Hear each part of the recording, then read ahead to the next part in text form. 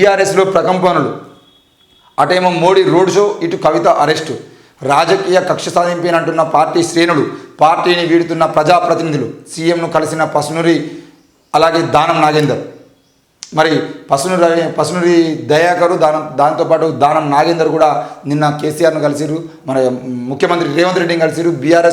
BSP పొత్తు ఖరారైంది. బీఎస్పీకి నాగర్ కర్నూలు, హైదరాబాద్ 2 సీట్లు కూడా ఇస్తామని చెప్తున్నారు.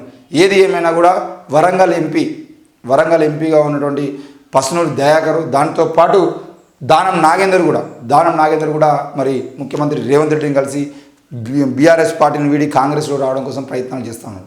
దాదాపు చాలామంది నాయకులు కాంగ్రెస్ పార్టీ మొదటి నుండి చెప్తున్నట్టుగానే ఇక బీఆర్ఎస్ పార్టీలో ఉండేది ఉంటే మనకు పుట్టగతులు ఉండవు, పోతే బీజేపీ కన్నా పోవాలి, పోతే కాంగ్రెస్ కన్నా పోవాలని చెప్పేసి, అందులో ముఖ్యంగా తెలంగాణ రాష్ట్రంలో ఉన్నటువంటి అధికారంలో ఉన్నటువంటి పార్టీలోకి పోతే మనకు రాష్ట్ర ప్రయోజనాలకు సంబంధించిన విషయంలో, రాష్ట్ర నిధులకు సంబంధించిన ఏదో కాంట్రాక్ట్లు అవి దొరుకుతాయని చెప్పేసి, మళ్ళీ వచ్చే ఎన్నికల్లో కూడా కాంగ్రెస్ పార్టీ అధికారంలోకి వస్తుందేమో అని చెప్పేసి అనుకొని చాలామంది కాంగ్రెస్ పార్టీకి అయితే పోతూ ఉన్నారు.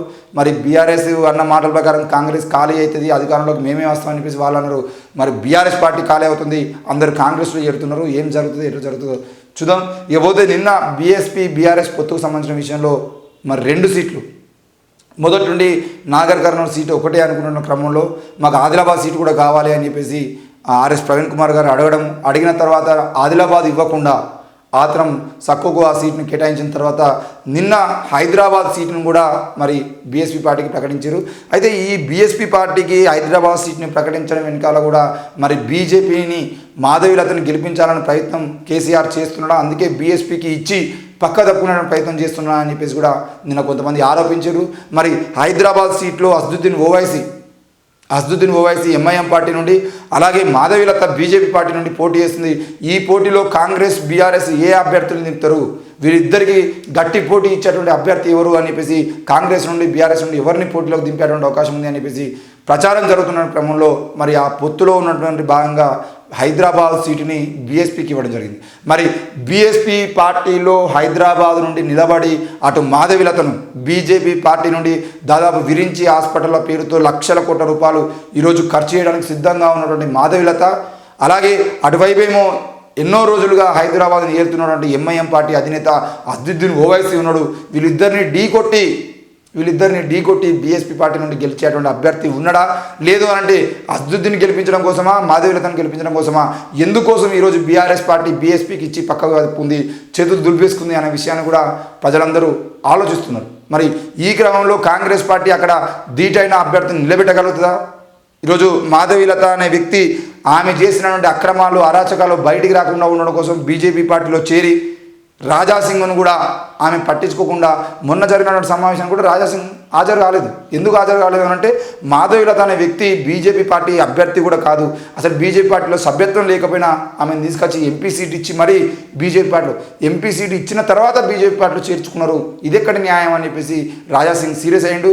ఆ రాజాసింగ్ సీరియస్ అయిన తర్వాత హైకమాండ్ రాజాసింగ్కి ఫోన్లు పోవడము, ఆమె గురించి మాట్లాడొద్దు అని చెప్పేసి సీరియస్ కావడం వల్ల రాజాసింగ్ మాట్లాడకుండా ఉండడము, మాధవీలత పేడ్ ఆర్టిస్టులను పెట్టుకొని పేడ్ ఛానల్లో లక్షల రూపాయలు ఈరోజు ఆ ఛానల్స్కి ఇచ్చి ఆమె విపరీతమైన ప్రచారం చేసుకుంటూ ప్రమోషన్స్ చేసుకుంటూ యూట్యూబ్లో కానీ ఫేస్బుక్లో కానీ బయట కానీ సోషల్ మీడియాలో కానీ ఎక్కడ పడితే అక్కడ ప్రమోషన్ చేసుకుంటూ అసలు ఆమె ఎన్నడూ లేని విధంగా ఈ తెలంగాణ రాష్ట్రంకి సంస్కృతి సాంప్రదాయాలు నేర్పించడం కోసం వచ్చిన గురువును నేను అన్నట్టుగా, ఓ కల్కి అవతారాన్ని నేనే అన్నట్టుగా ఈరోజు మొత్తం మోడ్రన్ వర్క్ చేసుకుంటూ బయటికి మాత్రం మొత్తం హిందూ సాంప్రదాయాన్ని నేనే అన్నట్టుగా ప్రచారం చేసుకుంటుంది. మరి అన్ని లక్షల కోట్ల రూపాయలు ఖర్చు చేస్తున్న మాధవీలతకు అటు అసదుద్దీన్ ఓవైసీకి జరుగుతున్నటువంటి ఆ హైదరాబాద్ పోటీకి సంబంధించిన విషయంలో మరి ఈరోజు బీఎస్పీ పార్టీ ఎవరిని దింపనుంది? నాగర్ కర్నూలు నుండి ఆర్ఎస్పీ గారు పోటీ చేస్తారా, లేదంటే హైదరాబాద్ నుండి పోటీ చేస్తారా? అసలు ఏం జరుగుతుంది? హైదరాబాద్ సీట్లో ఎవరిని నిలబెడతారు? నిజానికి హైదరాబాద్లో కేసీఆర్ లాంటిడో లేదంటే వేరే వ్యక్తితో నిలబడి వాళ్ళిద్దరికీ పోటీ ఇవ్వాల్సిన పరిస్థితి నుండి ఈరోజు చేతులు దులుపుకొని పక్క జరిగితే మరి కాంగ్రెస్ పార్టీ నిలబెట్టే అభ్యర్థి పైనే ఈరోజు అసదుద్దీన్ గెలుస్తారా, మాధవీలత గెలుస్తారా, లేదంటే కాంగ్రెస్ నుండి వేరే వ్యక్తి గెలుస్తాడా అనేది బయటపడే అవకాశాలని మరి ఏం జరుగుతుందో ఏందో. మొత్తానికైతే హైదరాబాదు బీఆర్ఎస్ చేతిలోకి వెళ్ళి తీసి బీఎస్పీ చేతిలో పెట్టి బీఆర్ఎస్ చేతులు దులుపుకుంది. తెలంగాణ రాష్ట్ర వ్యాప్తంగా లాస్ట్ టైం లాస్ట్ టైం కరీంనగర్లో బండి సంజయ్ గెలుపు కోసము బీఆర్ఎస్ పార్టీ పక్క జరిగింది. అలాగే నిజామాబాద్లో బీఆర్ఎస్ పార్టీ కూడా బీజేపీ గెలుపు కోసం పక్క జరిగింది.